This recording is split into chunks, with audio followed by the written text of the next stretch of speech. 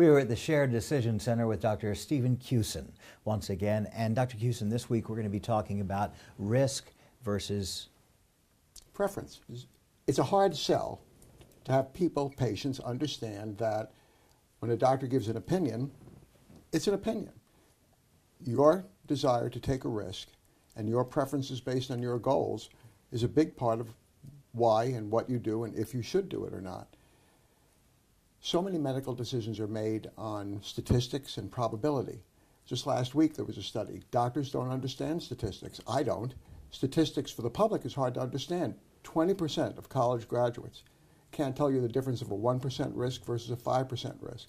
50% of us can't even calculate a tip in our own heads.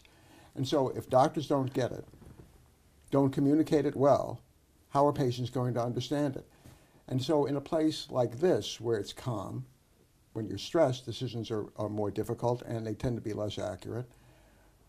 When there's the ability to describe risk in a way that's plain English, physician-driven, and yet rigorous, no decision becomes one that you can't have your own input in.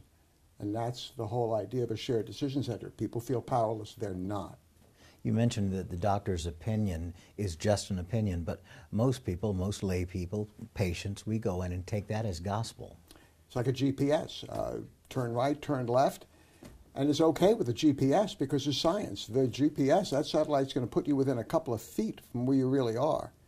But that's not true in medicine. In medicine, an opinion may put you hundreds of yards from where you ought to be, or something that's not in your interest.